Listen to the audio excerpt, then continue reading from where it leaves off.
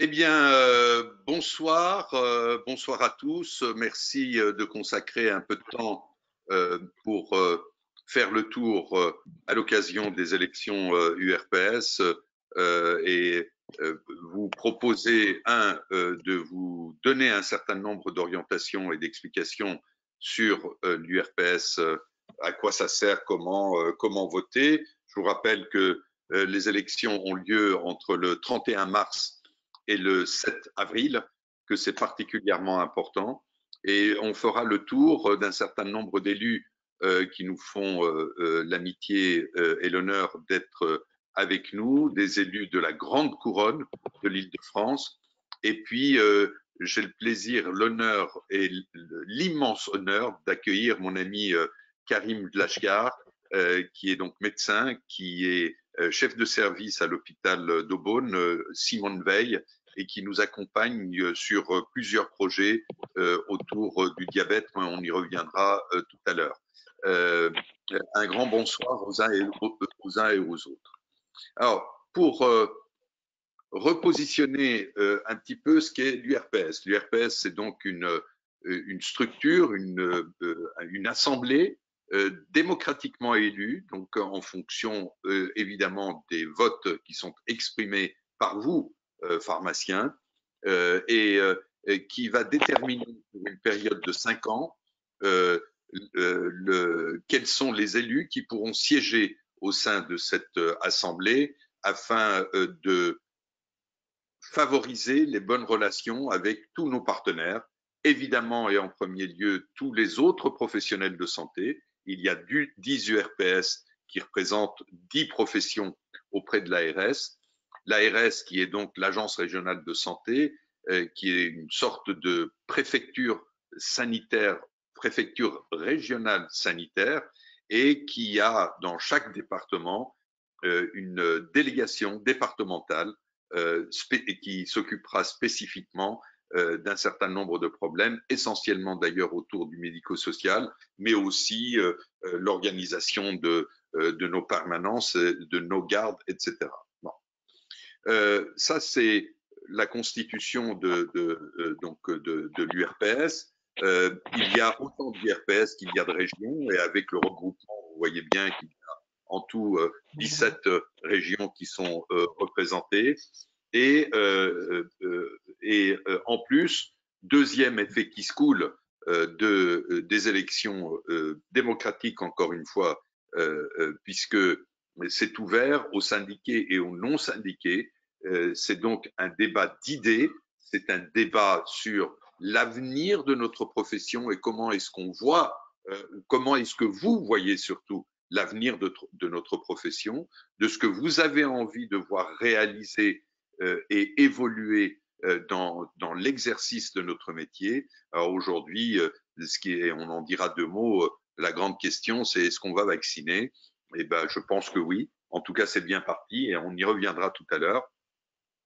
Et donc, en fait, les élections aux URPS déterminent au niveau départemental, au niveau régional et au niveau national la répartition des voix entre les syndicats et donc les sièges que vos représentants au niveau de chaque syndicat pourra occuper dans la CPL, donc commission paritaire locale, donc c'est départemental, la CPR, commission paritaire régionale, donc c'est au niveau de la région pour harmoniser l'ensemble des relations, avec notamment la caisse régionale Île-de-France, et au niveau national. Et c'est là où toutes les décisions se prennent.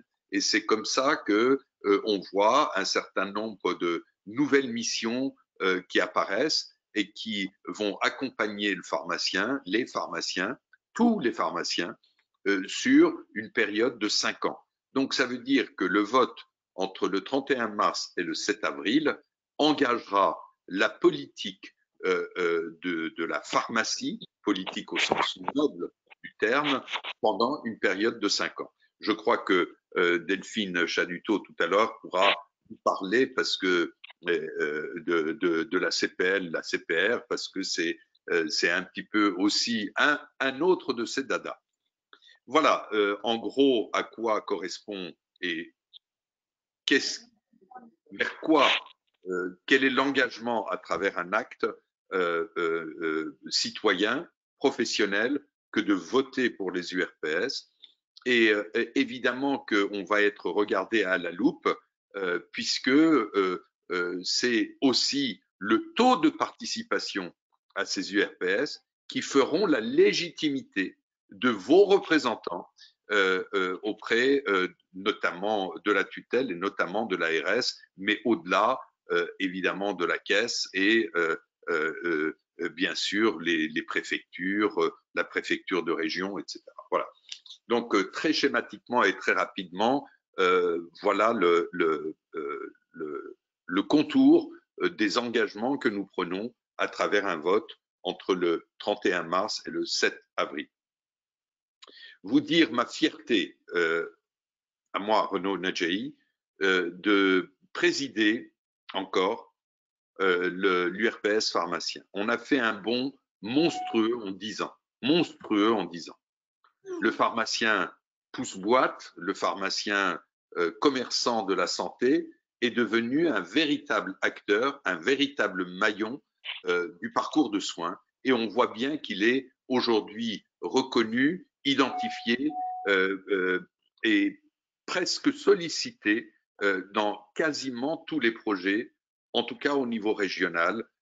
Et ça se traduit par la déclinaison au niveau de chaque département, mais au-delà, et très rapidement, vous dire que les efforts que vous faites les uns et les autres quand vous êtes sollicités à participer à des expérimentations, et on parlera dans un instant de celles qui se déroulent dans le Val d'Oise, et c'est Edith Solange-Lassie qui va nous en parler avec notre ami Karim Lachgar. Je voudrais vous dire juste 2 mots sur le trot d'angine. On a été les premiers en 2014, alors que rien n'était joué, alors qu'il n'y avait aucune espèce d'orientation, à lancer une expérimentation, évidemment avec une formation de tous les pharmaciens, formation en présentiel, et on a formé pas loin de 1000. Attention, fermez les téléphones parce que ça fait Arsène Lupin. Donc, une formation et ensuite une expérimentation qui a démontré que le TROD angine, dans notre exercice au quotidien, après avoir fait le score de Makisak, sécurise notre conseil, puisqu'on ne peut plus, enfin à 99%, on ne peut pas passer à côté d'une angine qui serait une angine bactérienne à ce propos. Et on voit bien que ce travail et les résultats que l'on a obtenus, je rappelle les résultats in fine, c'est 95% des personnes adultes qui avaient eu un TROD angine positif sont revenus avec une prescription médicale d'antibiotiques parce que c'était évidemment la seule solution de les soigner. Et ce chiffre se transforme en 100% pour les enfants. Et cette expérimentation, ensuite avec l'arrêté et les décrets de 2016 qui ont été revus, etc., a donné naissance à un acte conventionnel où le pharmacien aujourd'hui est parfaitement légitime à proposer, soit directement à travers les questionnaires, donc c'est-à-dire le score de Makisak, à faire lui-même, se prescrire lui-même un TROD à son patient, soit une prescription conditionnelle, le médecin qui n'est pas complètement certain, il peut prescrire un antibiotique sous réserve que le pharmacien fasse un TROD. Donc, double objectif. Un, c'est le bon médicament à la bonne personne au bon moment. Deuxième objectif, c'est quand même lutter contre l'antibiorésistance, puisque le deuxième consommateur d'antibiotiques en tout cas en France, c'est quand même l'humain. Juste après les cochons, vous voyez qu'on arrive très vite. Donc, on est et que tout ça, évidemment, à travers la vie courante se retrouve dans la nature, dans la nappe phréatique et peut entraîner in fine des désastres. Et puis surtout l'antibiorésistance qu'il faut absolument combattre, et on le sait encore plus maintenant avec cette période de Covid. Deuxième grande raison pour laquelle je suis particulièrement heureux, c'est tout ce que vous avez fait, vous pharmaciens, pendant cette période depuis 1 an, et tout ce que vous allez faire, parce que c'est pas fini. On en a pour un moment. On a été champion du monde de la vaccination. 3 700 000 vaccins ont été pratiqués par les pharmaciens dans des conditions que vous connaissez, pénurie de vaccins, bref, tout ce qu'on connaît. Les tags, les tests antigéniques, où on est les premiers effecteurs de tags, on fait 80% des tests antigéniques sont faits par les pharmaciens. Et aujourd'hui, dès lors que le test antigénique est positif, c'est immédiatement la PCR de criblage de façon à identifier la variante du Covid. Et bien sûr, à côté de ça, on passe sous silence les masques, les solutés hydroalcooliques, pour lesquels d'ailleurs on vous a accompagné et aidé à un moment où il n'y avait plus d'alcool, pour pouvoir accompagner tout ça. C'est tout ça, le travail de l'URPS. L'URPS a un budget de 400, je parle sous le contrôle vigilant de Florence Loyer, un budget de 450 000 euros annuels, en gros. On a 3 collaborateurs.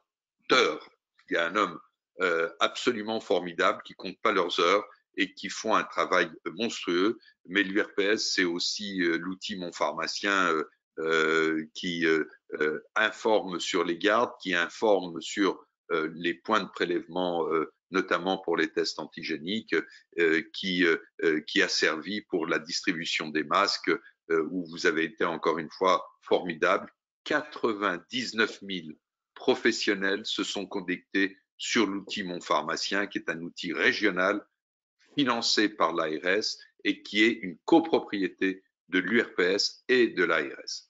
Voilà, j'ai été déjà trop long, donc je vais passer tout de suite la parole à Edith Solange, qui est donc candidate sur le département du Val d'Oise et qui va nous parler de, Edith?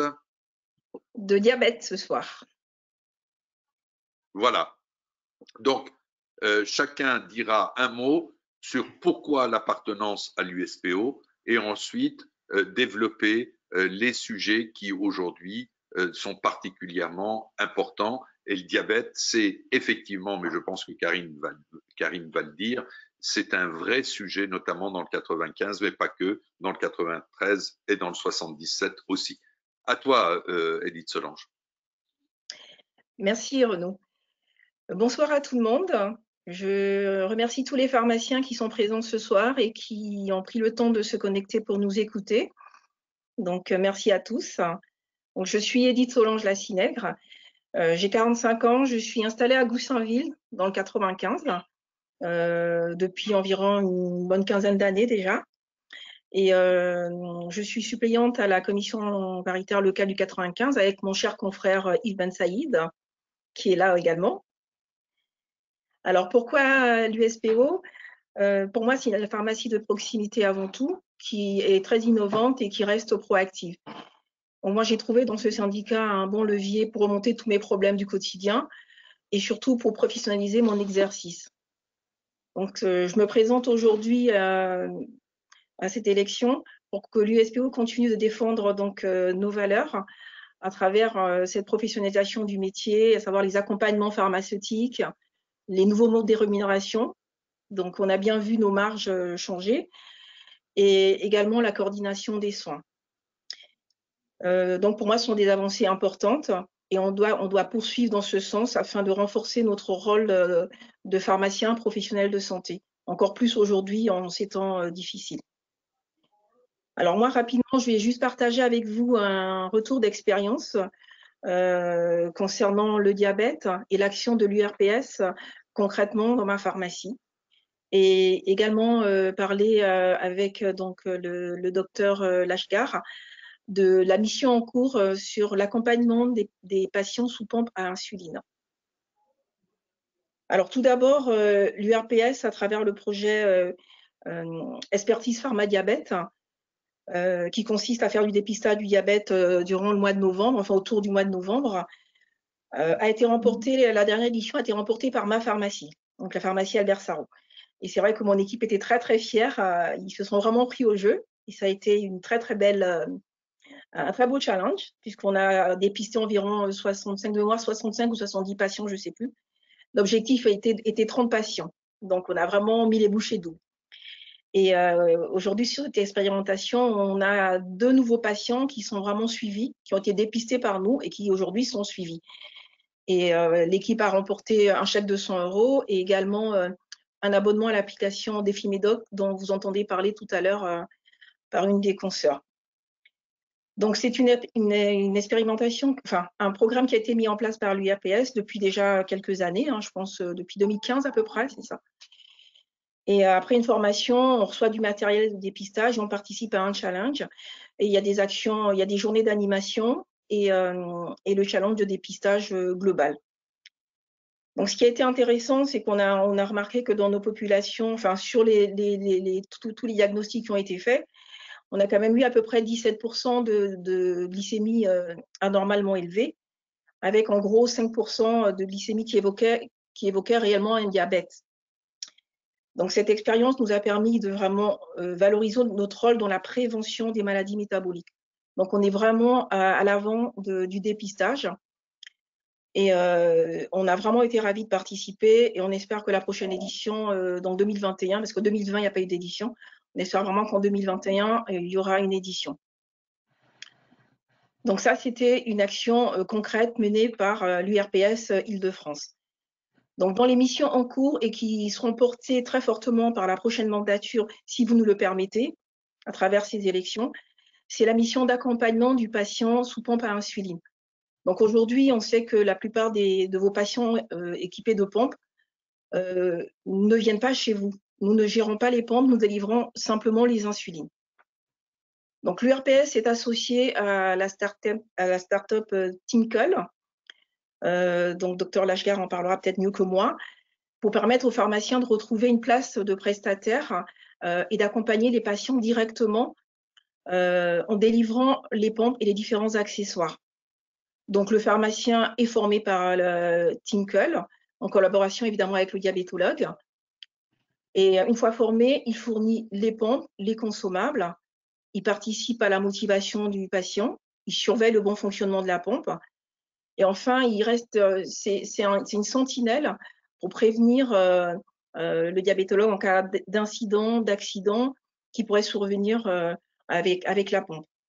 Donc, c'est vrai que c'est quelque chose qu'on ne fait pas aujourd'hui, et alors qu'on a énormément de patients diabétiques et énormément de patients aujourd'hui qui sont déjà sous pompe.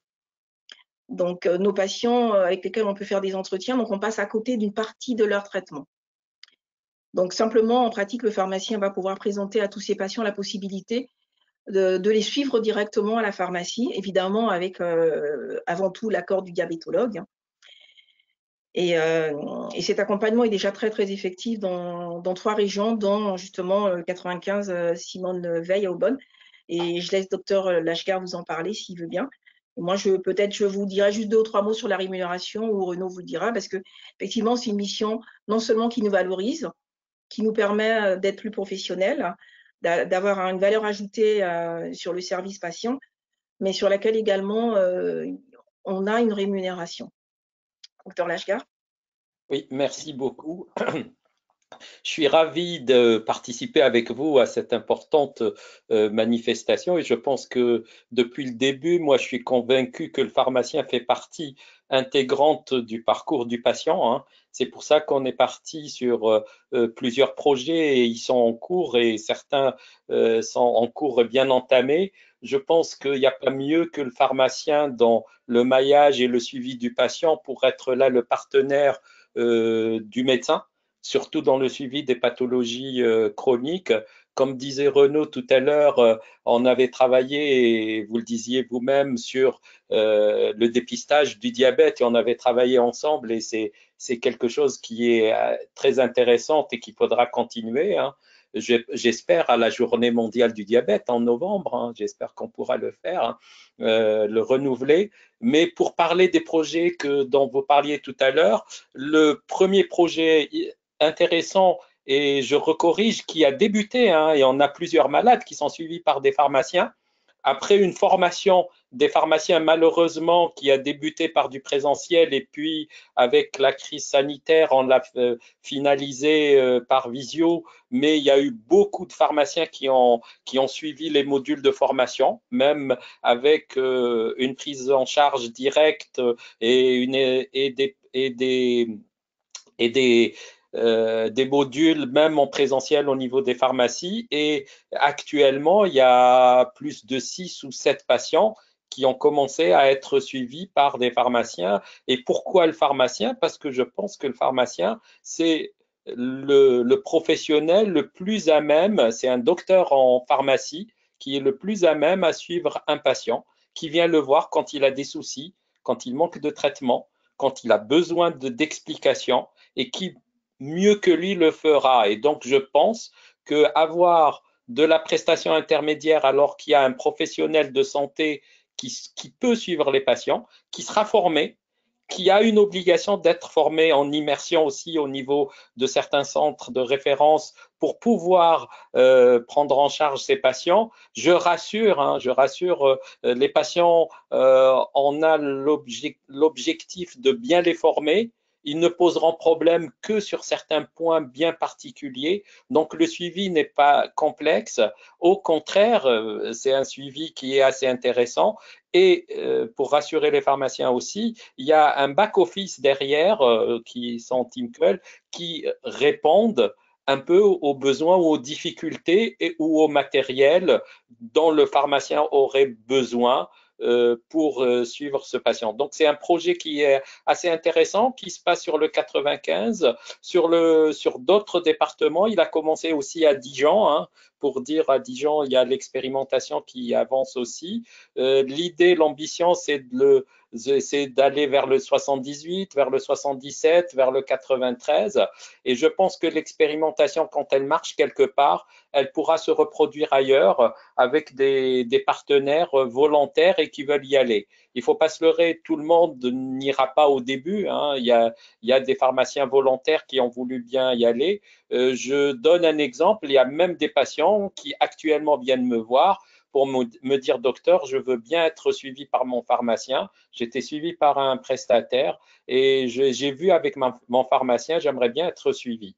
Et donc voilà, donc c'est quelque chose et ça prouve qu'il y a cette relation patient-pharmacien qui est assez importante et sur laquelle on ne se trompe pas. Et je pense que ça pourrait faire quelque chose de très bien à moyen terme vis-à-vis de nos tutelles aussi, parce que si les expériences réussissent dans certains départements, je pense que ce sera un parcours amélioré avec un gain sur la santé et sur la santé publique et sur les économies de santé.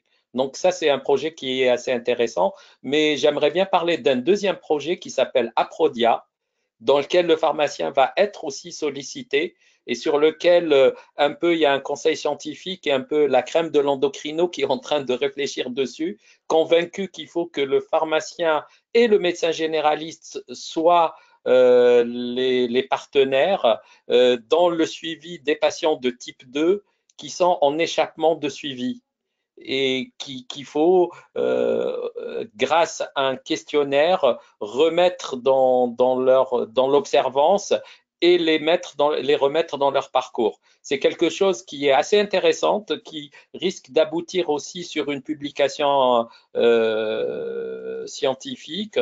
Vraiment, c'est un projet qui est porteur et qui met dans le parcours du patient le pharmacien et le médecin généraliste et le médecin traitant en regard. Donc voilà, si je dois dire deux choses, moi depuis quelques années, je travaille avec Renaud, je suis ravi de ce travail ensemble et ce partenariat qui remet en route un parcours qui me paraît, moi, très cohérent et qui est porté et qui remet le pharmacien dans ce qu'il a appris, dans son métier, son vrai métier, c'est de prendre en charge les patients. Et je le vois ces derniers temps, j'ai plein de pharmaciens qui m'appellent maintenant pour me parler de patients qui ne sont pas bien, qui n'ont pas pu aller en accord avec leur médecin généraliste. Et ces patients rentrent dans un parcours bien défini. Il n'y a pas que les pompes, il y a aussi ce parcours-là qui est en train de se dessiner. Je suis ravi de cela. Voilà, si je pouvais. Écoute, Karim, un grand merci. Et si vous avez des questions, on va essayer d'y répondre. Vous pouvez faire un chat. Il me semblerait que dans le bas de l'écran, vous avez un chat possible, ou alors dans le menu en haut. En tout cas, un grand merci, Karim, parce que c'est vrai que ça fait plusieurs années que l'on a appris à se connaître, et c'est ça aussi l'avantage de pouvoir mener des projets avec des gens d'abord qui ont cette ouverture d'esprit, et qu'à chaque fois qu'on a fait quelque chose ensemble, tu as exhorté le pharmacien à s'impliquer dans la relation ville-hôpital, dans l'interpro, dans le travailler ensemble, dans ce que disait le professeur Réac, non pas les professionnels de santé autour du patient, mais avec le patient. Ça forme bien une chaîne. On n'est pas là. Le professeur Réac disait les professionnels de santé autour du patient. Le patient dit je me rends, j'ai trop peur. Voilà. Donc là, c'est vraiment apporter des éléments, être en capacité d'apporter des éléments forts autour de l'adhésion du patient à son traitement, la compréhension de sa pathologie, l'accompagnement avec ses professionnels de santé qu'il aura choisis dans son parcours de soins pour que ce soit le mieux possible vécu par lui, parce que l'essentiel dans tout ça, c'est quand même le patient. Alors, deux mots peut-être pour compléter ce que disait tout à l'heure Edith, mais encore que elle va pouvoir, je sais qu'elle a les chiffres. Alors effectivement, d'abord, premièrement, je crois, Karim, qu'il y a une petite quarantaine de personnes qui ont suivi la formation avec toi Oui. à Aubonne, en présentiel, avec tes collègues, avec toi, avec tes collègues. Ils ont appris à manipuler les pompes. Ça veut dire que on ne lance pas les gens, on ne lance pas les confrères, les consoeurs et les confrères comme ça, les mains vides dans une bataille, et ils sont parfaitement encadrés. En plus, je crois savoir que tous repartent avec ton numéro de portable de façon à ce qu'ils puissent t'appeler en cas de besoin. Et tout ça, c'est la reconquête du HAD, donc l'hospitalisation à domicile, et du MAD, le maintien à domicile, parce que les sujets sont nombreux. Là, on fait un focus, et effectivement, on peut aller sur d'autres sujets. On fait un focus sur le diabète qui a une prévalence importante dans le Val d'Oise, et qui devient un vrai sujet, notamment dans le plan régional de santé de l'ARS, et qui génère en plus, comme l'a dit Edith Solange tout à l'heure, qui repositionne, et Karine Lachgare aussi, qui repositionne le pharmacien dans le parcours de soins, mais en plus c'est rémunéré, et pas qu'un peu. Un patient qui est pris en charge par le pharmacien aura comme effet très rapide, vous voyez, 500 € pour l'initiation, la mise en place, etc.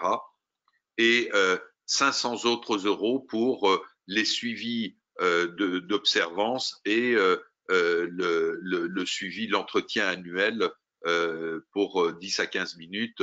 Donc, voyez bien qu'on est vraiment dans un accompagnement au quotidien, à un moment où on se bat les uns et les autres pour la dispensation à domicile, c'est-à-dire la présence du pharmacien au domicile. Là, c'est encore une fois un moyen évident d'accompagner le patient, mais après, on pourra déborder sur l'oxygénothérapie. Je rappelle que l'oxygène est un médicament et qu'aujourd'hui sont très peu nombreux les pharmaciens qui délivrent un médicament qui s'appelle l'oxygène. Hein. C'est en général des chauffeurs de camions qui font le boulot à domicile parce que le pharmacien n'est pas dans cette boucle-là. Et puis après, on a l'apnée du sommeil et bien d'autres sujets à aborder, l'équipement de la maison, etc. Mais on vous en parlera plus tard. Est-ce qu'en régie, on a des questions ou pas? Moi, j'en ai pas vu. Non? Eh bien, Karim, je ne vais pas te retenir plus longtemps. Un grand merci du temps que tu nous as consacré. C'est encore une fois la preuve de ton attachement à ce lien médecin-pharmacien, ville-hôpital, travail en coopération entre les différents professionnels. Et je t'en remercie et merci encore pour tout ton temps et tout ce que tu fais pour notre profession. Merci. Merci et bonne soirée. Et à bientôt. On a encore du travail à faire ensemble. Voilà, oui. Voilà. Il reste tant à faire. Ouais, beaucoup de choses. Intéressantes, oui. très intéressantes. À bientôt. Au revoir. Eh ben, je vais continuer avec la Benjamine de la liste, qui est Mélanie Sarrault, qui est surprise tout d'un coup parce que dans le programme, c'était pas comme ça, mais je trouve que c'est bien. Voilà.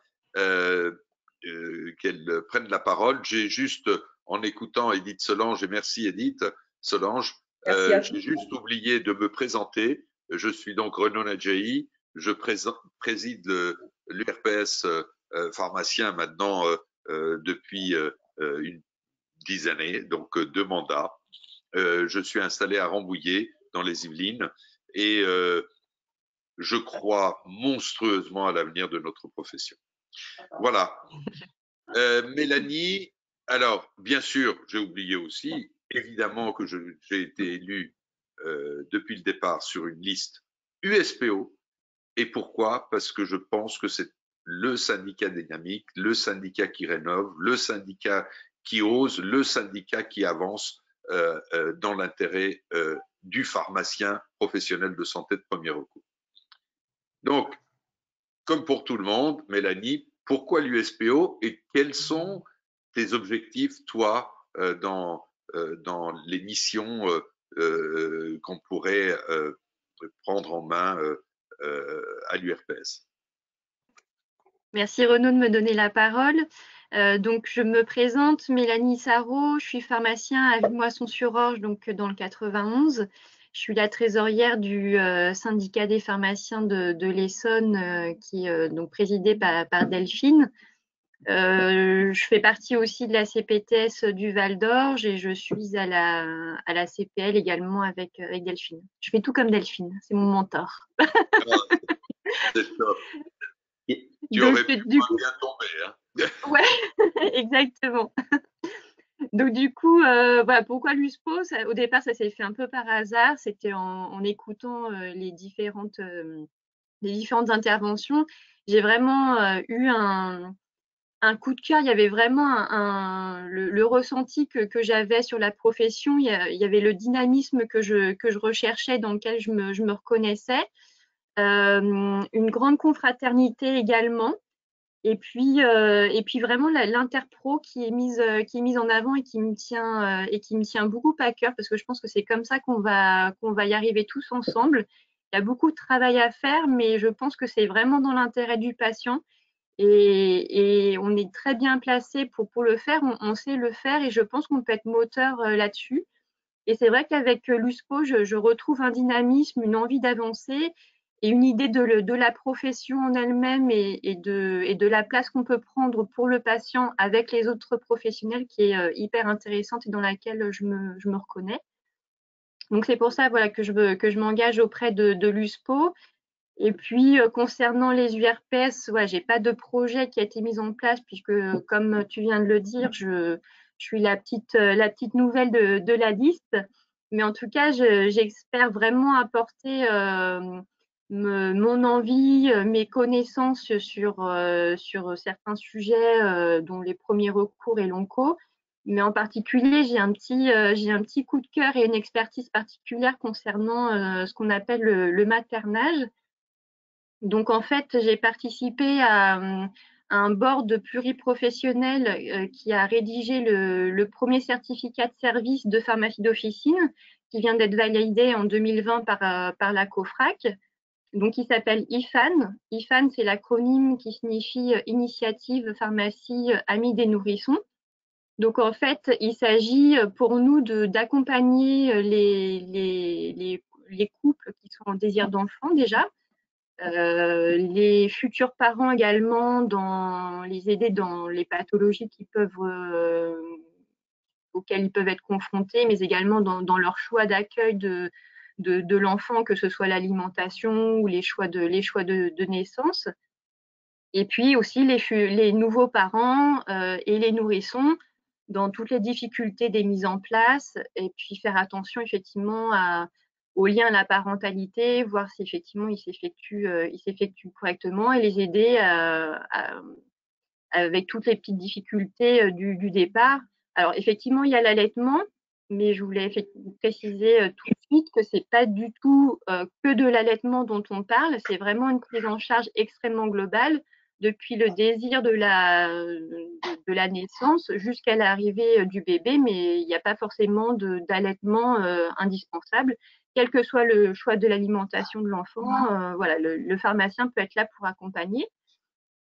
Donc, ce certificat, il a été rédigé en tout interpro avec des pédiatres, des sages-femmes, des puéricultrices. Il a été fait en association avec les maternités IHAB, donc Initiative Hôpitaux Amis des Bébés, qui est un label de maternité qui sont très investis dans la périnatalité, mais en toute naturalité, en essayant de respecter au mieux les désirs des parents et l'accueil des nourrissons.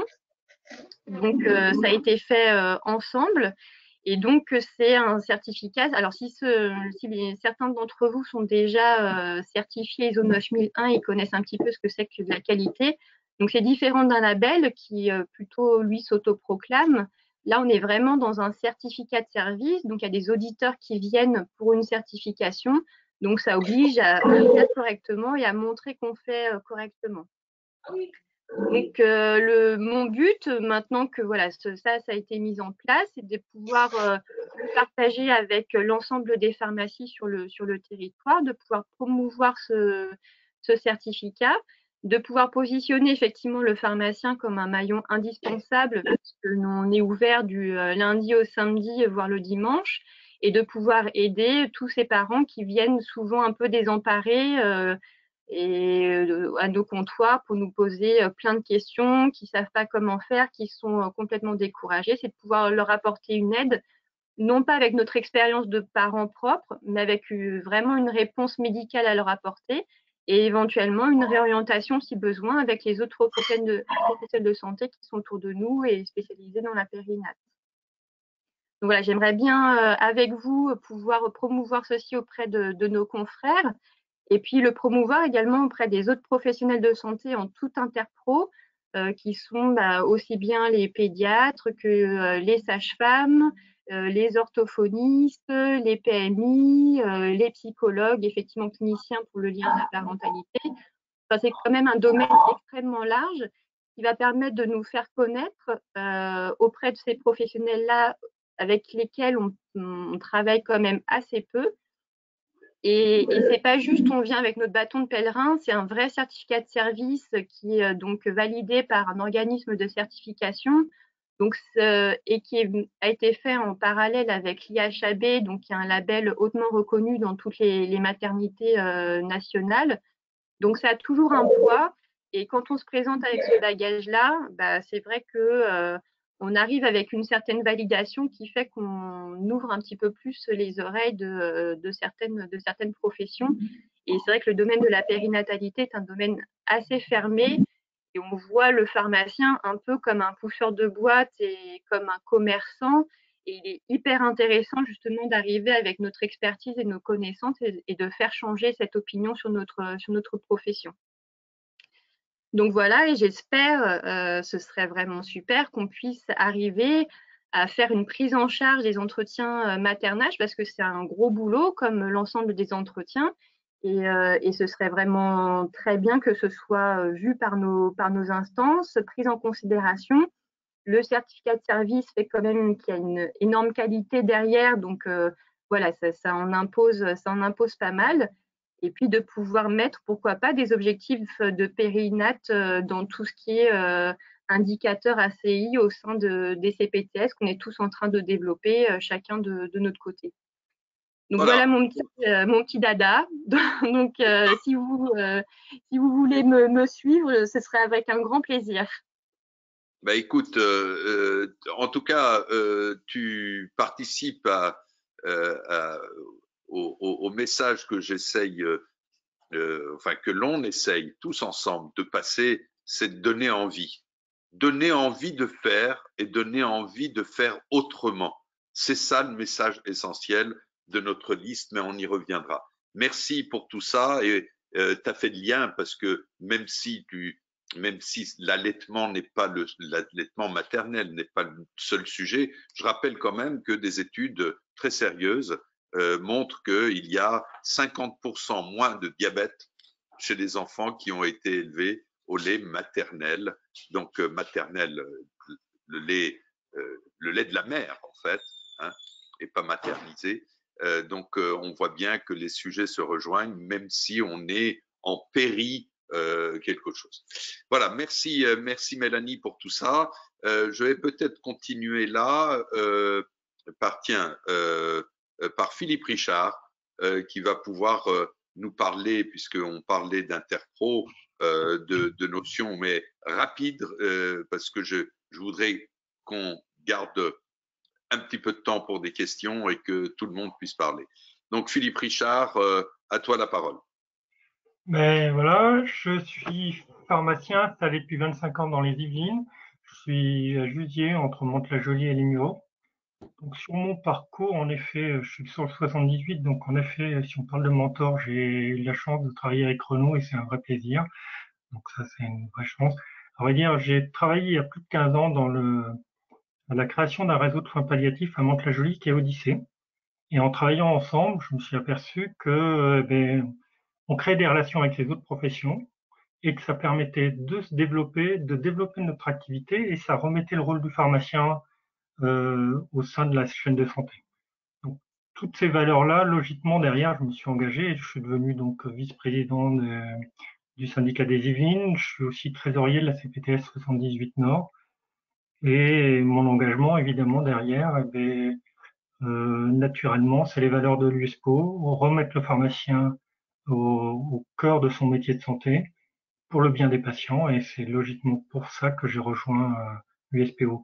Avec la crise Covid, de toute façon, on a bien vu qu'on était le premier recours de nos patients et souvent on a parlé, mais je pense que la vraie première ligne des professions de santé, c'est le pharmacien. Et d'ailleurs, l'USPO a fait beaucoup de travail pour vous aider l'ensemble des pharmaciens dans leur exercice quotidien qui n'était pas facile. Après, je voulais faire juste un petit focus sur ce qui se passe à l'URPS parce que au dernier mandat, j'ai eu la chance d'être élu et j'ai énormément travaillé à l'URPS et je trouve que c'est intéressant de travailler sur ce qu'on fait, sur les expérimentations et les futurs rôles du pharmacien. Et moi, je crois qu'il y a vraiment quelque chose qui illustre le travail que peut faire l'URPS, c'est mon pharmacien IDF. C'est un outil qui est unique au niveau national et il faut partir du constat. Le point de départ, c'était qu'au départ, les gardes, en fin de compte, il y avait des applications qui existaient, mais qui n'étaient pas gérées par la profession. L'information y était souvent inexacte et puis souvent, ces services, ils étaient lucratifs et ils oubliaient complètement l'intérêt du pharmacien, des patients. D'où la création ici en Ile-de-France de mon pharmacien IDF, qui est un service gratuit et qui a été validé avec avec l'ARS et l'ensemble de la profession. Donc ça, c'est un outil qui est en constante amélioration. Et maintenant, il faut reconnaître que ce travail-là, ça paye. C'est 100 000 connexions par mois. C'est pas loin de 10 000 connexions le dimanche. Et comme l'a rappelé Renaud, 99 000 professionnels de l'Île-de-France qui sont connectés. Et puis, c'est une application qui permet aux patients de trouver la pharmacie la plus proche. Après, pour nous, pharmaciens, c'est quoi? C'est une liste de garde, un rappel des gardes, un outil de communication sécurisé avec vos confrères et un outil d'échange de garde. C'est des choses qui n'existaient pas.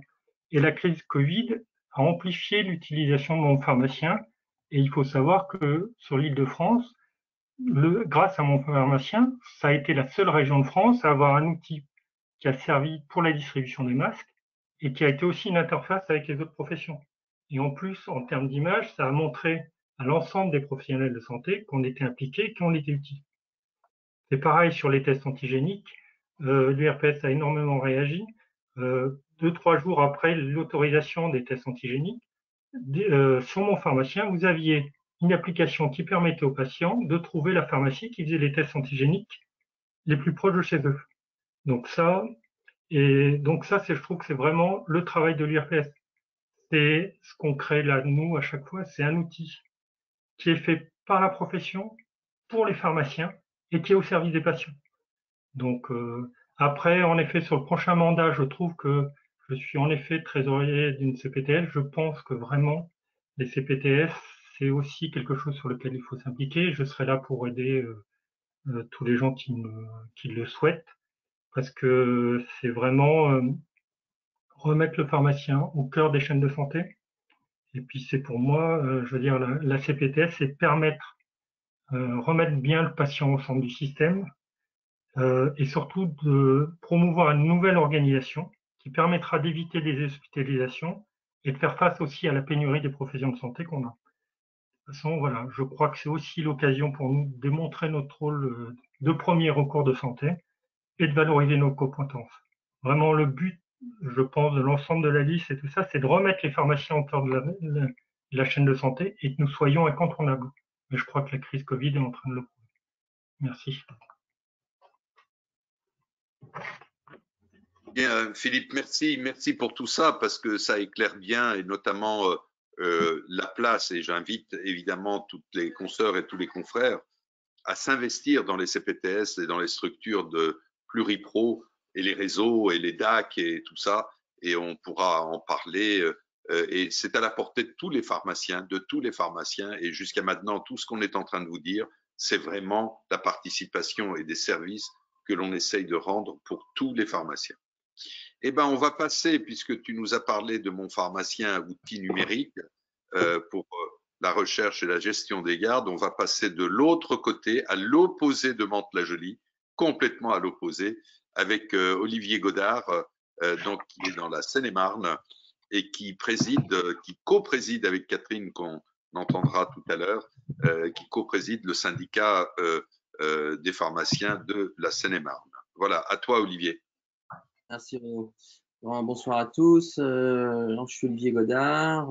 Je suis pharmacien titulaire depuis plus d'une vingtaine d'années.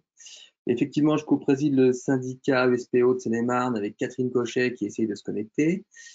Alors, pourquoi j'ai fait le choix de l'USPO? J'ai été séduit par la force de proposition et d'anticipation de l'USPO de façon générale. Meilleur exemple, la signature en février 2020 de l'avenant 20 sur les TAD, c'est quand même les seuls à avoir pensé à ça. Et puis, d'une façon générale, par sa vision novatrice d'exercer notre métier, ça permet aux pharmaciens d'être un professionnel de santé reconnu, ce qui a déjà été dit ce soir d'ailleurs, de plus en plus détaché de la boîte, enfin des boîtes de médicaments, et engagé auprès des patients au travers des nouvelles missions, ce que la pandémie de Covid a mis en lumière. Et puis je trouve que ce syndicat, en plus, ne se contente pas de faire une politique du moins pire. On l'a déjà pu entendre souvent. Voilà. Alors, de plus, je suis élu aux URPS pharmaciens depuis 2010. J'ai décidé de poursuivre mon mandat et afin de continuer à développer des projets numériques innovants, par exemple. Voilà.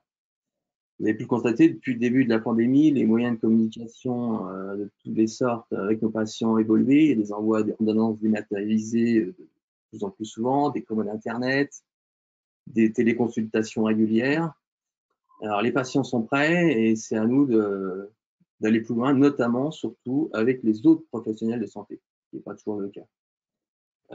Il faut donc renforcer l'utilisation des outils de télémédecine, renforcer le rôle du pharmacien d'officine dans l'accompagnement du patient, pour la bonne compréhension du diagnostic et du traitement. Et il faut surtout aussi utiliser les outils numériques pour renforcer le lien ville-hôpital. Et ça nous a fait beaucoup défaut ces temps-ci. Moi, l'hôpital, chez moi, là, par le FAT, ils n'ont rien. Voilà. Alors, il faut aussi dématérialiser la coordination entre les professionnels de santé et la relation entre les patients et les professionnels de santé. Par exemple, en facilitant l'utilisation du DP, du DMP, la messagerie de santé, ce qu'a dit Monsieur Fantôme, le directeur de la CNAM, qui en fait une priorité, et en s'investissant dans la coordination dématérialisée avec les patients sur la base des expérimentations Thierry-Santé qu'a développé ou qui est en train de développer l'ARS Île-de-France. Enfin, quelque chose qui me tient à cœur, il faut adapter les logiciels de gestion digitale, nos LGO, aux nouvelles missions des pharmacies et non plus se contenter des mises à jour qu'ils nous font régulièrement, plutôt administratives d'ailleurs. On faudra intégrer le DMP dans le LGO, ce qui n'est toujours pas fait. Amélie Pro, les outils d'aide à la décision surtout, pour nous, et à la gestion de nouvelles missions, il n'y en a pas beaucoup qui sont mis en place. Le développement de la médication officinale aussi. Et enfin, ça me tient à cœur aussi, obtenir des LGO de nous laisser propriétaires de nos données médicales, ce qui n'est pas vraiment le cas à l'heure actuelle. Voilà, c'est beaucoup de choses. On verra ce qu'on pourra faire. Mais j'y crois. Eh bien, merci Olivier. Tu as abordé des sujets qui sont essentiels. Des sujets qui sont essentiels parce que je crois que le coffre-fort de santé, et on l'a vu avec les 500 000 hackers, enfin adresses et données qui ont été hackées, que c'est un vrai sujet. Donc il faut avoir des outils qui sont performants. Il faut avoir la messagerie sécurisée encore plus maintenant avec notamment la vaccination. Il faut pouvoir intégrer CIDEP et CIVAC, donc CIDEP pour les tests, CIVAC pour les vaccins. Vous voyez qu'à chaque fois qu'il y a un nouveau truc, eh ben on met un nouveau sigle, un nouveau produit, et il faut ressortir de nos LGO logiciels de gestion d'officine. Ben, ça dit bien ce que ça veut dire. On fait du tiers payant, on fait de la caisse et on fait des promotions et on oublie. Et moi, je crois que tout le monde partage cette idée. En tout cas, je suis certain que Olivier, il l'a exprimé d'ailleurs, partage. Je rêve d'avoir un LAP, le logiciel d'accompagnement du patient. Tout le reste, c'est le SMIG. Tout le reste, ça a 40 ans, enfin, ou presque. Évidemment que ça a évolué, ça va plus vite, mais on est loin du service rendu. Et enfin, et surtout, parce que c'est des objectifs que l'on s'est fixé, l'ensemble de la liste et moi, c'est de faire trouver à l'ensemble de nos collègues, de nos confrères, de nos consoeurs, le temps pour s'investir dans toutes les missions dites nouvelles de la pharmacie.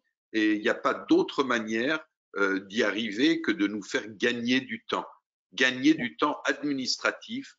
Donc la simplification administrative, c'est aussi une des revendications de l'USPO, très clairement. On y travaille. C'est d'ailleurs un des sujets qu'on va aborder la semaine prochaine à la CPN. Je veux dire que on passe plus de temps, je ne sais pas si vous avez fait l'expérience, mais on passe plus de temps à montrer notre crâne à nos patients que de les regarder droit dans les yeux parce qu'on est en train de scanner, envoyer un machin, prendre un produit qui tombe par le robot. Enfin bref, on fait tout, sortir le ticket, inscrire à droite et à gauche, et finalement on a terminé notre dispensation, notre acte, notre art, on a à peine vu la personne à qui on s'adressait. C'est quand même terrible ça. Et là, il faut absolument aller là-dessus. Et c'est, en tout cas, je m'engage là-dessus et je serai méchant dans l'évolution de nos outils de façon à ce que nos outils deviennent de véritables aides à la dispensation, aides à l'accompagnement du patient, aides à l'accompagnement et à l'amélioration de l'observance, etc., etc., etc. Tu as parlé du DAD. la dispensation adaptée, c'est un vrai sujet et on voit bien que pour la première fois, on valorise comment dire, l'acteur qui va faire économiser de l'argent de la protection sociale et pour lequel on va être rémunéré. Tout ce qu'on fait gagner est partagé en deux, la moitié pour la Sécu, l'autre moitié pour nous. Donc, voyez bien que tout ça, ce sont des idées qui ont été positionnées par l'USPO et qui vont dans le sens du travail que l'on a à faire. Merci, merci Olivier, ça a été très clair et on compte sur toi pour nous défendre dans toutes ces commissions dans lesquelles tu sièges et que tu feras avancer, que tu as déjà fait avancer et que tu feras encore avancer dans tout ce domaine de l'informatique qui aujourd'hui est quand même un socle de notre exercice. Je vais peut-être passer la main maintenant à Yves Ben Saïd, président de l'USPO du Val d'Oise, qui, vous voyez, on voyage dans l'Île-de-France, hein, on passe des Yvelines à l'Essonne, en passant par le Val d'Oise. C'est pas toujours le plus court chemin, mais en tout cas, c'est le plus court chemin pour être au service des pharmaciens. Yves, à toi la parole. Merci. Alors, je suis Yves Ben Saïd, pharmacien à Goussainville, dans la même commune qu'Edith qui a pris la parole tout à l'heure avec le docteur Lashkar sur le diabète. Très intéressante prise de parole. Et effectivement, là, on est deux pour représenter le 95. Ça montre à quel point on est dynamique. Alors, moi, pourquoi je m'engage? D'abord, je suis quelqu'un qui est passionné en général et plus particulièrement passionné par ce métier. C'est un métier qui mélange la science, le management, le commerce. C'est un métier extrêmement riche, extrêmement diversifié et qui mérite franchement un enthousiasme chevillé au corps. Alors, on a montré pendant cette crise sanitaire, ça a déjà été dit, mais je le redis, pendant cette crise sanitaire, on a montré l'engagement désintéressé sans faille du pharmacien. Alors, désintéressé à travers les masques, par exemple, on a bien vu qu'on a été la cheville ouvrière de la dispensation de ces masques auprès de la population, de leur diffusion. On voit qu'on est désintéressé sur la délivrance des vaccins anti-Covid auprès des médecins. On gagne 3 francs 6 sous là-dessus en attendant de pouvoir nous-mêmes vacciner. Alors, effectivement, cette crise fait faire un bond considérable à notre profession dans l'image que l'on donne de notre profession à nos concitoyens et l'image que l'on donne de notre profession aux autres professionnels de santé. Et ça, c'est vraiment extraordinaire ce qui se passe actuellement. Alors pourquoi ? Pour plus de responsabilité, pour plus d'implication dans les missions de santé, une rémunération à l'acte et plus seulement une marge commerciale. Alors pour consolider, valoriser nos missions et celles qui vont venir, c'est primordial d'adhérer à un syndicat, surtout d'avoir une représentation syndicale forte face à nos instances administratives et face à nos instances politiques, sans quoi on devient des jouets entre leurs mains. Alors, cet engagement, ça se fait bien entendu à travers un syndicat. Il faut choisir un syndicat. Alors moi, j'ai choisi l'USPO. Pourquoi l'USPO ? Parce que c'est le syndicat qui, quelque part, coche toutes les cases. Il incarne une transformation raisonnée, progressive du métier, et tout ça en ménageant des intérêts bien compris. Alors, c'est pour toutes ces raisons que j'ai évoquées là, un peu en vrac, cet inventaire un peu à la Prévert. C'est pour ça que je me suis engagé dans ces élections aux côtés de Renaud Najahi, qui a déjà fait pendant toute cette mandature un travail énorme. Bon, à part cette profession de foi un peu enflammée, on m'a demandé de vous parler de l'évolution de notre travail au sein de notre travail de pharmacien libéral, au sein des EHPAD des EHPAD sans pharmacie à usage intérieur. En effet, cette mission a considérablement évolué ces dernières années. Elle est encore appelée à se développer. Nous sommes passés du statut de prestataire, de fournisseur de médicaments, à celui de spécialiste du circuit sécurisé du médicament dans les EHPAD. Un petit peu comme ce qui se produit avec les nouvelles technologies, nous avons inventé un nouveau métier auprès du milieu gériatrique, après lequel court la réglementation.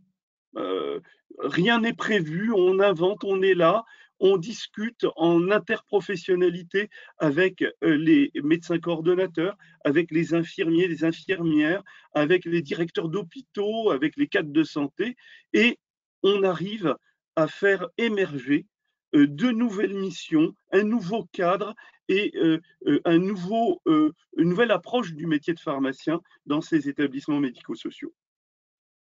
Alors,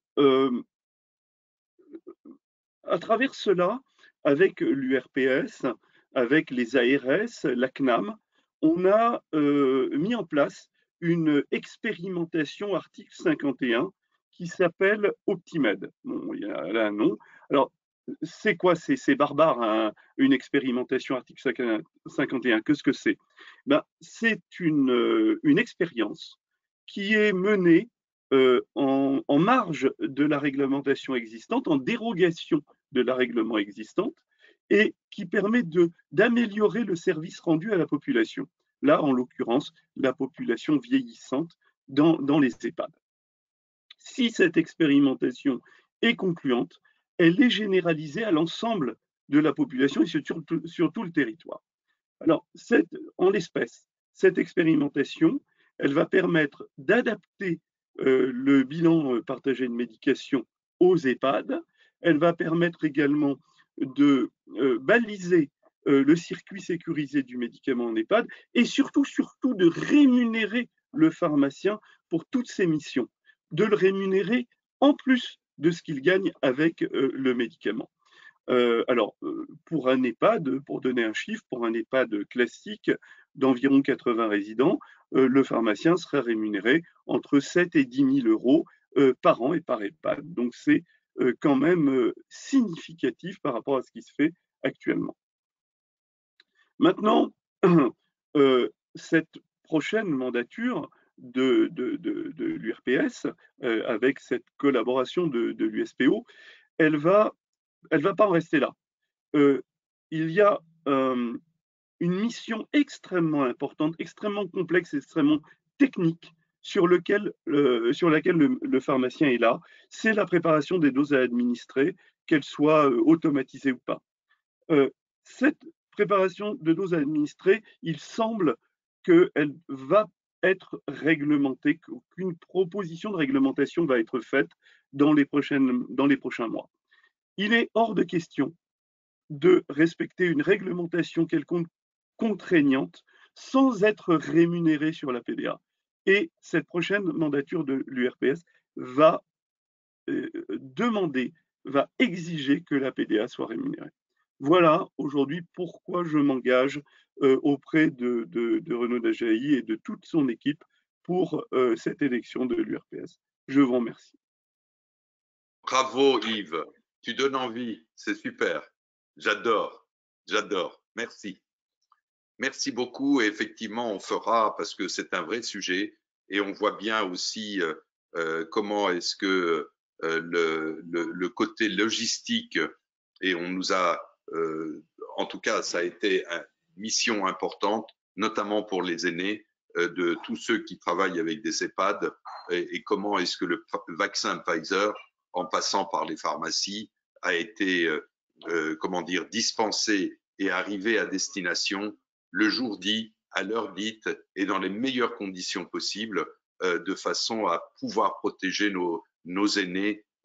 Et là, c'est toute la responsabilité, toute la connaissance, tout le savoir-faire de la pharmacie, mais aussi, alors un peu moins dans ce cas-là, mais dans le cadre du vaccin AstraZeneca, mais aussi de nos répartiteurs sur lesquels on peut s'appuyer pour avoir un service de soins et de proximité absolument irréprochable. Alors, 95, c'est proche du 77, ça se touche quelque part. Et donc, je vais laisser la parole à Catherine Cochet, donc coprésidente de la Seine-et-Marne avec Olivier Godard tout à l'heure, qui en plus a pris sur un temps, je sais, important d'être avec nous, et merci d'être là, Catherine.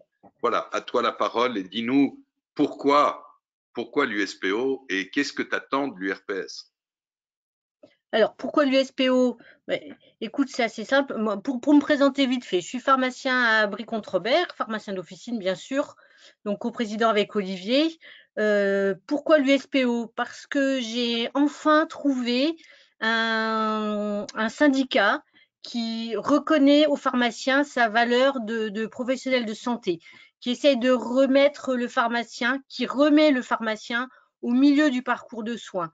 Le pharmacien devient une pièce importante du parcours de soins du patient. On n'est plus seulement là pour fournir, on n'est plus seulement là comme assistant des autres professionnels de santé, on est vraiment au cœur du parcours. On reconnaît enfin notre compétence de professionnel de santé, notre qualité, notre valeur de scientifique du médicament. Et c'est ce que j'attendais depuis des années. Moi je suis jeune dans le parcours de l'USPO et je suis ravie d'avoir enfin découvert un syndicat qui me dynamise, qui me revalorise, qui me redonne envie de me jeter dans la bataille, de participer, d'être là auprès de mes patients. On retrouve une fonction dynamique et plus une fonction passive.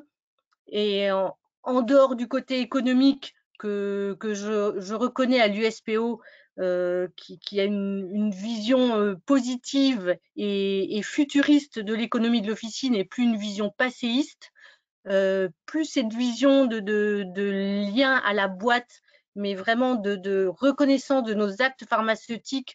Je trouve extraordinaire qu'un syndicat ait pensé enfin à valoriser la non-distribution de médicaments dont le patient n'a pas besoin, plutôt que de tout le temps nous engager à augmenter les quantités délivrées.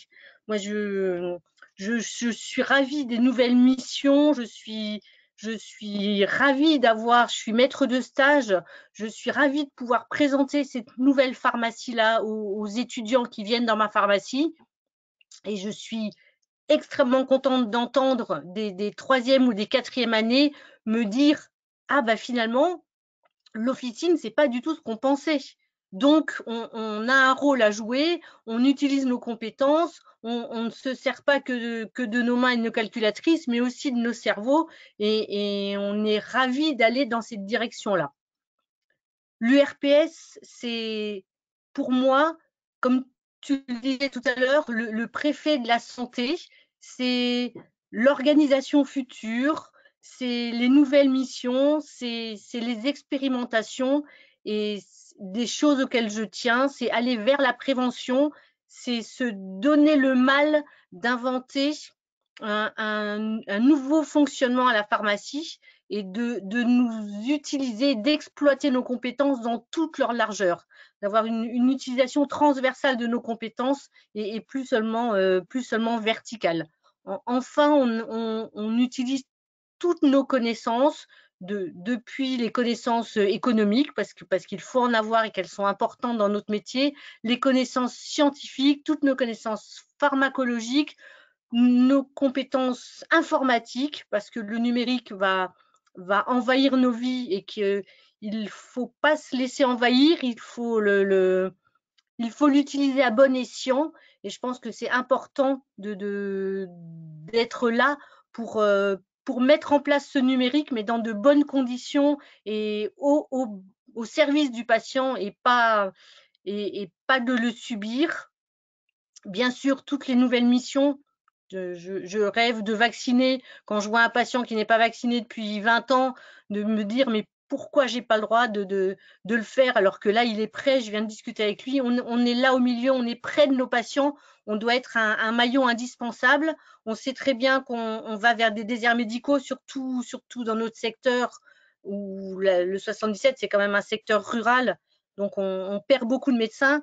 On doit être là pour prendre le relais et on doit nous donner les moyens et les possibilités de le faire dans les meilleures conditions. Voilà, est-ce que je pense que je vous ai bien dit tout ce que je voulais dans le temps qui m'était imparti. C'est génial, Catherine. Merci. Merci de tout ce que tu as dit et merci de rappeler que la composition de notre liste intègre toutes les pharmacies. On est une liste équilibrée, on est une liste équilibrée en garçons et filles, on est une liste équilibrée entre l'ensemble des départements des départements de l'Île-de-France, comme quoi je suis yvelino-centré, moi. Donc l'ensemble des départements d'Île-de-France. Tous les modes d'exercice sont représentés, qu'ils soient de quartier, qu'ils soient un exercice rural, que ce soit en milieu urbain, que ce soit y compris centres commerciaux, enfin tous les types d'exercices, quartiers, etc. sont représentés. Et je pense que à travers une liste aussi équilibrée, je la crois vraiment équilibrée, on représentera tous les pharmaciens pour qui on veut faire avancer les sujets. Voilà, bah, maintenant, il y en a une, Florence, qui me supporte depuis pas mal d'années, qui est donc trésorière de l'URPS, donc Florence Loyer, et qui nous fait l'honneur et le plaisir de renouveler sa candidature pour un nouveau mandat. Florence, à toi la parole pour un exercice ô combien difficile. C'est pas… Non, je ris. Merci Renaud de me donner la parole et je pense que toi aussi tu me supportes, donc c'est équilibré. Donc je vais me présenter, Florence Loyer, je suis installée depuis 15 ans à Coignières, dans les Yvelines, donc, et je suis élue et trésorier de l'URPS depuis 10 ans maintenant aux côtés de Renaud. J'ai choisi de m'engager à l'URPS au nom de l'USPO pour son dynamisme, ses idées, sa volonté de faire évoluer, comme ça a été dit précédemment, notre métier, tout en veillant à défendre l'économie et les valeurs de la pharmacie. Et je rejoins ce que disait Mélanie tout à l'heure sur l'ambiance et la confraternité qui règne au sein de l'USPO, ce qui est vraiment important. L'URPS accompagne depuis 10 ans les pharmaciens dans l'évolution de notre métier au travers différents moyens. Je vais vous parler de quelques réalisations, quelques expérimentations. Donc déjà, il y a les fiches outils qui ont été réalisées par l'URPS. Je crois qu'on en est à 7 à ce jour. Elles sont très complètes et utiles dans la pratique quotidienne au comptoir. Pour exemple, il y en a une sur la contraception d'urgence, sur la cystite, la dermatite atopique, la dénutrition, la cicatrisation en milieu humide.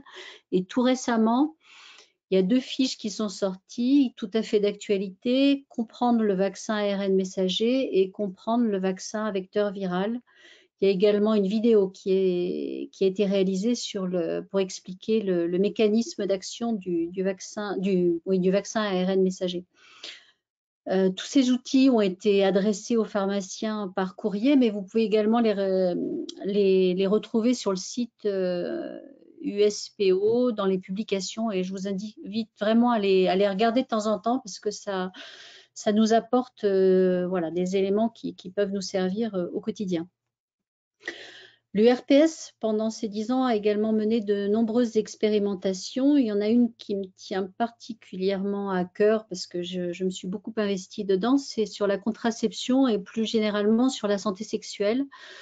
Cette expérimentation avait été mise en place avec un gynécologue, le docteur Françoise Tourmen, le soutien de l'Association française pour la contraception et sa présidente Elisabeth Aubny, et on avait l'appui également du directeur de la santé de l'époque, le docteur Laurent Chambaud. L'idée, c'était de proposer des entretiens à l'officine autour de la santé sexuelle au détour d'une demande de contraception d'urgence, de tests de grossesse, de contraceptifs.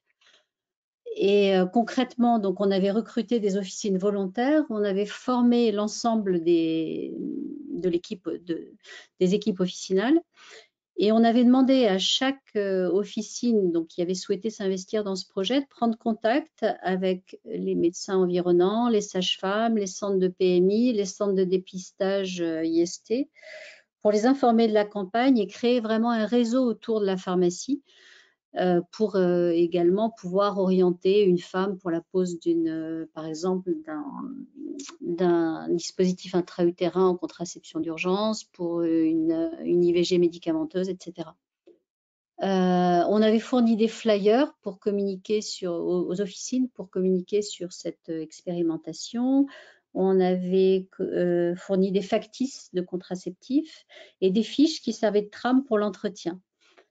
On avait communiqué aussi sur la possibilité de gratuité d'anonymat pour obtenir la contraception pour les mineurs. C'est une opération qui a eu beaucoup de succès auprès des équipes officinales qui s'étaient investies et vraiment de bons retours au niveau du patient. Et je peux vous assurer que c'était passionnant de travailler là-dessus, donc en espérant qu'un jour ça puisse se généraliser. L'URPS a proposé aussi de nombreuses formations. Parmi celles-ci, je peux vous citer un programme de formation sur les anti-TNF qui était sous format d'un cursus de 4 formations en soirée avec des petits groupes de 20 à 30 personnes. L'idée, c'était de regrouper des équipes officinales dans un même secteur. Donc, on l'a fait dans les Yvelines, à Coignères, donc à côté de ma pharmacie. Et chaque soirée traitée d'une pathologie était présentée en binôme avec un pharmacien, donc moi-même, pour traiter de la partie médicaments et un médecin spécialiste du thème abordé ce soir-là. Donc, on avait fait une soirée sur la gastroentérologie avec les Mickey. Et chaque fois, on avait choisi un spécialiste aussi du secteur, enfin plus ou moins proche, mais en fait vers lequel éventuellement on était susceptible de pouvoir orienter des patients. Donc, gastro, on l'avait fait avec le docteur Jouet de l'hôpital Ambroise Paré. On avait fait une soirée dermato avec le docteur Thomas Beaulieu de l'hôpital de Saint-Germain. Et puis, une soirée rhumato avec le docteur Ledevic qui est à Montigny. Ce qui était sympa, c'était des petits groupes, c'était très interactif et puis on a eu de bons retours, les équipes ont été assidues et on a eu des retours vraiment positifs. L'idée, c'était vraiment de dupliquer ça sur d'autres secteurs comme ça, mais bon, le Covid est arrivé et pour l'instant, on a mis un stop à nos soirées. J'espère qu'on pourra continuer dès que la situation sanitaire le permettra. Enfin, rapidement, je voulais vous parler de Défi Médoc. Tout à l'heure, ça a été évoqué par Edith Solange-Lassy dans le cadre du dépistage diabète, puisque l'URPS avait offert aux pharmacies qui avaient fait le plus grand nombre de dépistages des abonnements à Défi Médoc. Donc, Défi Médoc, c'est une application qui a été développée par Florence Bontemps, qui a été longtemps directrice scientifique du Moniteur des pharmaciens. Et donc, on l'a aidée à faire, par le biais d'une expérimentation pour le développement de son application. Et c'est une application qui est vraiment extraordinaire, c'est top. Ça permet de parfaire nos connaissances sur les médicaments de façon très ludique. Donc, c'est une application qu'on charge sur les smartphones. On peut également aller sur Internet, mais sur le smartphone, c'est vraiment très adapté. Et 2 fois par semaine, il y a un quiz il y a 2 quiz donc, par semaine sur une thématique. Donc, ça peut être sur les AMI-NS, ça peut être sur le méthotrexate, ça peut être... et il y a une possibilité aussi de prendre des abonnements pour une équipe. C'est vraiment, je vous engage à aller voir sur Internet, c'est vraiment une super application. Donc voilà, l'URPS a accompagné également le développement de cette application. En conclusion, durant cette pandémie, notre profession, je pense, a prouvé qu'elle était capable de se mobiliser et d'être immédiatement opérationnelle sur différentes missions. Je pense que la distribution des masques, enfin tout ce qui a été cité précédemment, évidemment, les tests, la vaccination, etc. Et à chaque fois, l'URPS, grâce à l'énergie de Renaud et à l'implication de l'équipe, notre directrice, les attachés de mission, a su accompagner et nous fournir rapidement des outils pour nous aider à la mise en place de ces actions. J'espère que nous pourrons continuer en ce sens et qu'un prochain mandat nous donnera l'occasion, voilà, d'avancer encore plus et tout aussi rapidement dans cette aventure. Voilà, Renaud.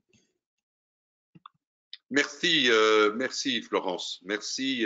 Et tu as particulièrement œuvré sur un grand nombre des sujets que tu viens au-delà de la trésorerie de l'URPS, sur ces sujets que tu viens de développer qui sont essentiels. C'est-à-dire que tout ça, c'est des outils que l'on a aujourd'hui dans les tiroirs et il suffit de les déployer. Et que je crois que tout ça, c'est à venir. C'est notre travail de la prochaine mandature. Ben, si vous voulez bien, je vais terminer avec la meilleure d'entre nous, avec Delphine Chaduto, qui avec son sourire, son empathie, son regard, arrive à faire tourner tout le monde sur les plateaux de télévision et que à chaque fois, alors je ne sais pas si les gens ressortent amoureux de la pharmacie ou amoureux de Delphine, mais en tout cas, il y a de l'amour quand elle prend la parole et qu'elle nous défend particulièrement bien. À toi, Delphine. Espèce d'andouille qui va me faire rougir. En préambule, je voulais présenter mes excuses pour l'apparition inopinée de ma fille. Mon mari a cru qu'on était en réunion de bureau. Il a dit à ma fille, vas-y, va faire l'andouille. Donc voilà, il y a deux fautifs dans l'affaire. Je suis navrée notamment auprès d'Olivier puisque c'était pendant son intervention. Deuxième chose, vous avez donc découvert Mélanie. Et c'est moi qui ai beaucoup de chance d'avoir Mélanie parce que depuis la dernière élection au bureau du syndicat des pharmaciens de l'Essonne, on a intégré plein de jeunes titulaires, plein d'idées bien sympas. Et vraiment, Mélanie est une petite perle parmi les perles. Elle est pleine d'enthousiasme, elle est investie dans plein de choses. J'aime beaucoup sa rigueur, elle est très cartésienne et vraiment, elle apporte beaucoup à notre syndicat. Et quand je l'entends parler de périnatalité, moi, la première, j'ai envie de m'inscrire à cette formation. Pour ceux si dans les participants, il y a des pharmaciens de l'Essonne, il faut peut-être que je fasse un petit point. Donc, je suis Delphine Chaduto, installée depuis 20 ans à Orsay. Et ils m'ont peut-être connue au tout début du syndicalisme. J'ai dû commencer à mettre les pieds dans le syndicat peut-être en 2003 certainement. À l'époque, j'étais étiquette FSPF. Notre syndicat des pharmaciens de l'Essonne est aujourd'hui totalement mixte. C'était Patrick Chavenon à l'époque, FSPF, qui était le président et qui avait initié l'introduction au sein du bureau de membres USPO. Mais au départ, il était vraiment très FSPF. Donc, n'ayant pas le choix, j'étais FSPF. Et avec le temps, j'ai eu envie de rejoindre l'USPO, qui semblait être un syndicat beaucoup plus dans mon idée. Grosso modo, pour faire très court, je m'ennuyais à la FSPF, alors qu'à l'USPO, il y a toujours quelqu'un qui a une idée à la con qu'il faut suivre parce qu'elle est merveilleuse, quoi. Et moi, la première, je suis toujours contente parce que quand moi-même j'ai une idée à la con, les autres l'écoutent aussi en se disant, bah tiens, c'est peut-être pas idiot. Et même si ça paraît trop avant-gardiste, et si on est trop en avance, au final, des années après, on nous donne raison parce que finalement, c'était la bonne vision des choses qu'il fallait avoir. Donc, j'ai commencé à siéger en CPL il y a très longtemps, donc commission paritaire locale, avec à l'époque une directrice qui était une vraie vacharde. Depuis, les directeurs et directrices se sont succédés et on a vraiment aujourd'hui que des interlocuteurs assez exceptionnels. Le travail fait en CPL est vraiment très sympa parce qu'on a en face des gens qui ont envie d'avancer avec nous. Donc, on a une collaboration qui est vraiment très fructueuse, très productive, très efficace. Ça, c'est vraiment chouette. Je suis aussi suppléante en CPR, donc je n'y vais pas souvent, mais là aussi, le travail est assez sympa et il permet surtout d'harmoniser ce qui est fait dans les différentes CPL. Un exemple tout bête, on avait chacun des procédures différentes pour les délivrances exceptionnelles en cas de départ à l'étranger. En CPR, on a harmonisé tout ça pour que d'un département à l'autre, ce soit la même procédure. Donc voilà, Renaud disait que la CPL, c'était mon dada. C'est vrai que j'adore les CPL parce que ça permet vraiment de faire avancer. Vous voyez, par exemple, il y a ce trafic sur les médicaments très très chers avec des fausses ordonnances. On avait aussi beaucoup de fausses ordonnances avec de le fond, du Lyrica.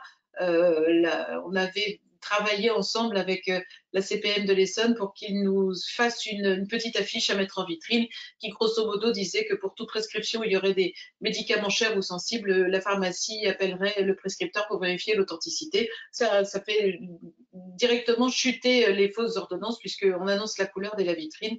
Et voilà, bon, c'est des petits trucs comme ça, mais j'aime beaucoup cet exercice, ce travail, parce qu'il est très pratique et on en tire des choses qui sont très intéressantes. Au niveau des choses très pratiques aussi, moi, mon dada, c'est le soin de premier recours. Ça a toujours été mon truc. Quand Roselyne Bachelot a fait voter la loi HPST, il était dedans défini toutes les missions du pharmacien. Et l'une d'entre elles était le professionnel de santé de premier recours. C'est resté une coquille vide depuis la loi HPST, alors qu'on a tellement de choses à faire, et c'est ce que je n'arrête pas de dire, on a encore tant de choses à faire. La prise en charge de l'infection urinaire simple, les pansements. Alors moi, j'ai une passion pour les plaies. On s'est bien connus avec Edith puisqu'on a fait ensemble un DU de pharmacie clinique et on a été très très bien formés sur les plaies. Et c'est quelque chose que j'adore. Alors, ça fait toujours un peu tordu de dire qu'on adore les plaies, mais c'est un peu comme le jardinage. En fait, on choisit le bon pansement et en 24 heures, on a presque cicatrisé intégralement une plaie. Comme c'est un domaine dans lequel on se spécialise, on a des gratifications qui sont très sympas. Aujourd'hui, j'ai parfois une infirmière qui passe me chercher, qui me dit viens avec moi, je t'emmène voir la plaie, puis tu me dis ce qu'il faut mettre dessus. Donc ça, c'est vraiment un domaine d'expertise qui peut être vraiment très chouette, et c'est pour ça que j'avais tenu à faire cette fiche sur la cicatrisation au milieu humide, parce que je pense que beaucoup de pharmaciens sont perdus, alors qu'il y a plein. C'est pas très compliqué, et quand on maîtrise le sujet, on a pareil encore une écoute qui est très très importante de la part des autres professionnels de santé. Les tiques vont bientôt arriver, elles commencent tous les ans. Vous aussi, vous avez des patients qui arrivent avec des tiques. Donc, pour rappel, on n'a pas d'assurance. C'est un exercice illégal de la médecine que de retirer une tique. Pour autant, ça arrange tout le monde qu'on le fasse. Et ça aussi, c'est quelque chose qu'il faudrait formaliser, sur lequel il faudrait faire une expérimentation, un protocole, une formation, pour que ce soit correctement pris en charge par les officines, puisqu'aujourd'hui, on le fait tous, mais en étant complètement en short, sans garde-fou. Donc, à cet égard, une enquête avait été faite. Les pharmaciens de l'Essonne ont été harcelés par nous, de mail, afin que l'on remplisse cette enquête. C'était une enquête sur les soins non programmés.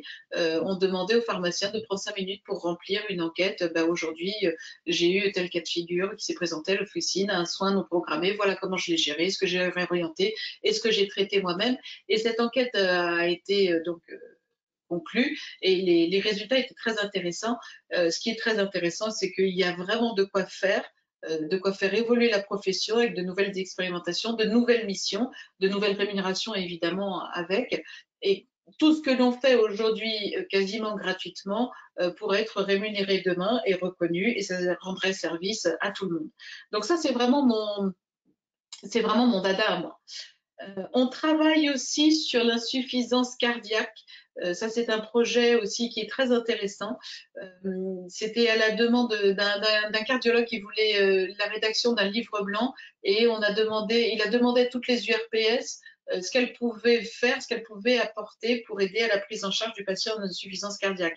S'il y a bien un patient, nous, qu'on voit très régulièrement, parce qu'un coup il vient chercher un bain de bouche, un coup il vient chercher du Doliprane, enfin, c'est pas un patient qu'on voit tous les 3 ou 6 mois, c'est un patient qu'on voit très régulièrement. Donc, les plus à même de détecter un patient qui est en train d'aggraver son insuffisance cardiaque, c'est vraiment le pharmacien qui est capable d'entendre la plainte du patient. Je suis vraiment essoufflée, la montée chez vous, ça a été vraiment compliqué. Enfin, voilà, il y a des signes que l'on doit savoir détecter. et on doit pouvoir réorienter ce patient en urgence. Donc ça, c'est un dossier qui est en cours et qu'on aimerait mener à son terme parce que c'est vraiment quelque chose qui nous tient à cœur. Autre dossier que nous partageons à plusieurs, hein, qui nous tient à cœur pour beaucoup d'entre nous, c'est le suivi des patients atteints de cancer. Alors c'est non seulement le patient, mais son entourage aussi, hein, parce que très souvent les aidants aussi sont à prendre en charge au même titre que le malade, parce que les aidants souffrent beaucoup. Donc, je suis en ce moment en train de suivre une formation qui est très, très intéressante. Et pareil, il y aura plein d'aboutissements dans ce dossier et pour impliquer le pharmacien dans la prise en charge des patients atteints.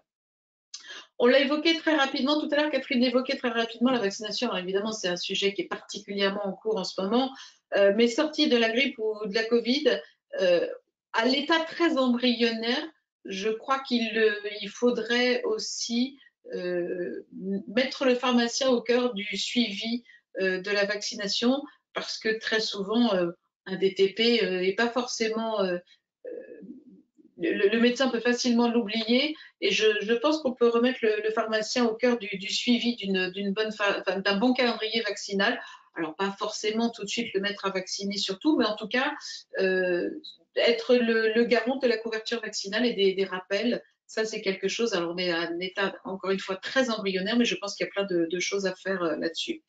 Donc en conclusion, pourquoi l'USPO? Parce que pour tous ces dossiers-là, à chaque fois que l'un d'entre nous dit ce serait peut-être bien qu'on fasse ça, il y a toujours quelqu'un pour répondre ok, on y va. Et ça, c'est vraiment chouette parce qu'on a un substrat, un terreau qui fait que pour toutes les idées de dingue qu'on peut avoir, il y a toujours quelqu'un qui suit et qui dit ok, chiche, on y va. Voilà, Renaud, j'ai fini. Merci Delphine, comme d'habitude, tu as été parfaite. Voilà. Merci de cet enthousiasme, merci de cette cohérence de l'ensemble des sujets que vous avez abordés, qui fait la richesse de notre URPS, la richesse de notre Île-de-France et au-delà la richesse de notre métier sur l'ensemble du territoire français, dom-tom et compris évidemment. Je voudrais répondre très rapidement à une question qui nous a été posée, qui dit quelle mission à l'avenir. Je crois qu'on en a parlé, on a même parlé d'éthique comme étant une mission, mais qui est une mission essentielle, avec la maladie de Lyme derrière, avec tout le suivi que l'on peut avoir, avec les erreurs qu'on peut commettre, etc., etc. Je crois que tu as raison et c'est une très bonne idée, Delphine. Qu'il faudra accompagner. Donc, je crois que les nouvelles missions, on a essayé, dans tout ce qui a été dit ce soir, il y a plein de choses qui sont déjà prêtes et qui sont prêtes à être utilisées presque, parce que l'expertise autour de la psychiatrisation, la contraception, le rôle du pharmacien en EHPAD, les CPTS, la prévention, l'AMI des bébés, et évidemment des pathologies qui sont des pathologies lourdes. On a parlé pendant pas mal de temps du diabète, mais aussi de l'insuffisance cardiaque, mais on pourrait parler de bien d'autres choses. Donc les nouvelles missions, c'est pas ce qui manque, et bien sûr, au premier rang desquelles, la vaccination. Et puis, dans la question, c'est marqué aussi qu'il faut revaloriser la rémunération sur chaque acte effectué, qui doit être codifié. Eh bien, c'est tout le travail que l'on a, par la force des choses, puisque les choses sont arrivées vite, qu'on a réussi à enclencher. On a le Kodak de vaccination. On va avoir le Kodak injection avec la Covid.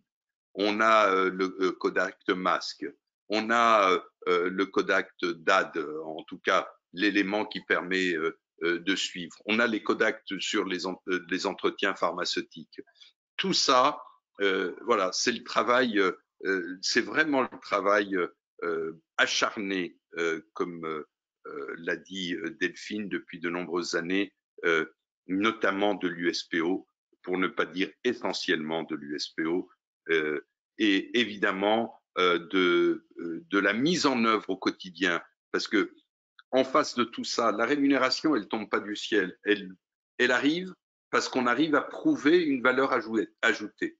Eh bien, les expérimentations servent à ça.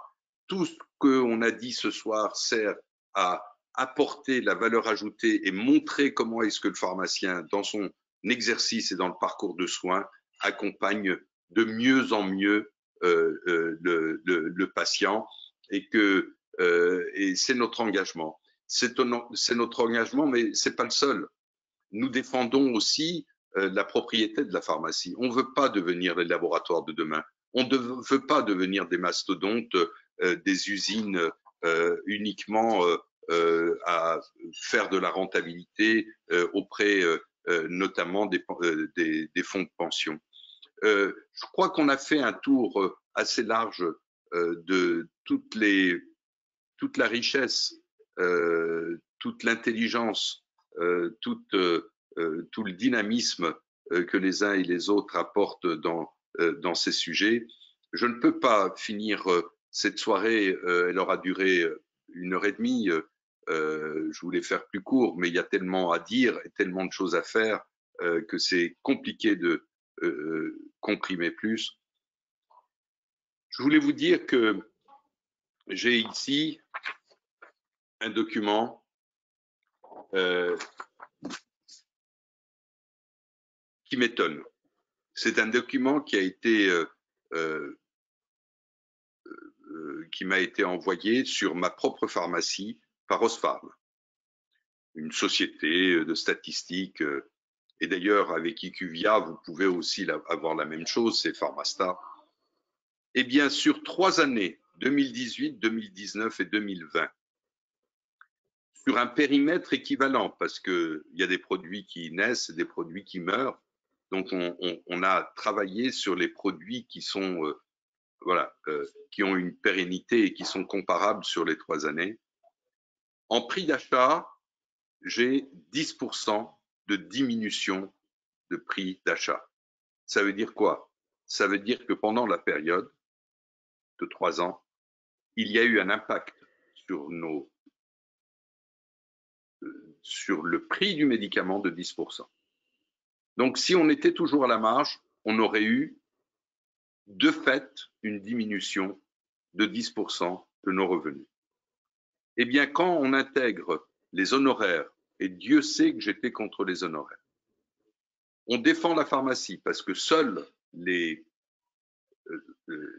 pharmacies, à travers la convention, peuvent toucher l'honoraire. Donc, ça veut dire que le médicament en soi, vous savez, les PMF, ont perdu de l'attrait pour tous les vautours qui tournent autour de la pharmacie.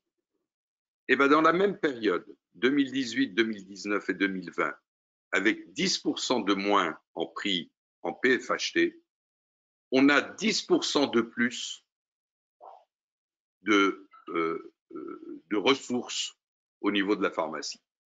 C'est-à-dire que là où on aurait dû diminuer de 10%, on a augmenté de 10%.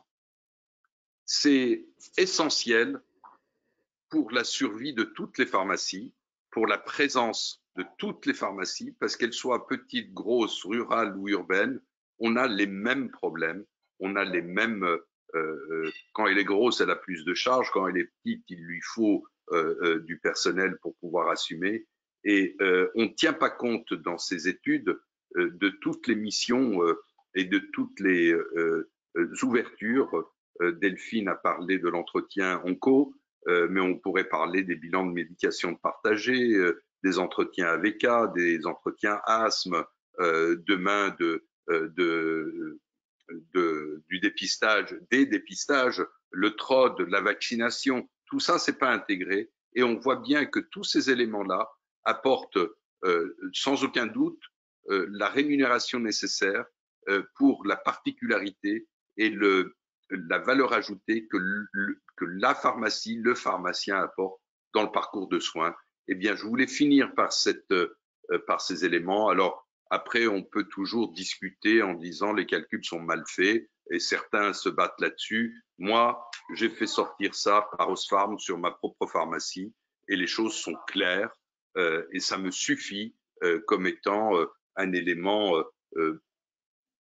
particulièrement incontournable et qui ne peut pas être remis en cause, puisqu'en plus, ça rejoint l'avis d'experts comptables notamment, sur une amélioration. Je ne dis pas qu'on est sauvé, mais je dis une amélioration de la rémunération.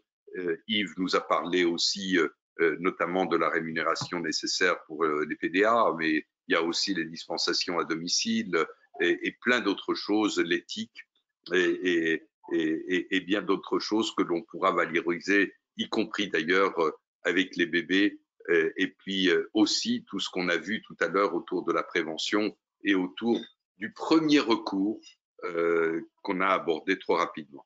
Je vous remercie très sincèrement du temps que vous avez pu passer avec nous. Je rappelle que ces éléments pourront être rediffusés et je pense qu'on pourra vous les faire parvenir pour tous ceux qui voudraient porter l'étendard de ce que l'on a essayé rapidement de vous expliquer. Alors, moi, je sais pour qui je vais voter. J'espère qu'on vous a qu'on vous a donné l'envie de voter, en tout cas, comme l'ensemble de l'équipe votera, en tout cas, je l'espère. Je vous souhaite une très, très bonne soirée et encore une fois, merci. Merci à vous tous, les candidats. Vous avez été absolument merveilleux. Quelle fierté et je ne suis pas sûr que je vous mérite. Je vous embrasse. Et puis, je vous souhaite une très, très bonne soirée. Merci.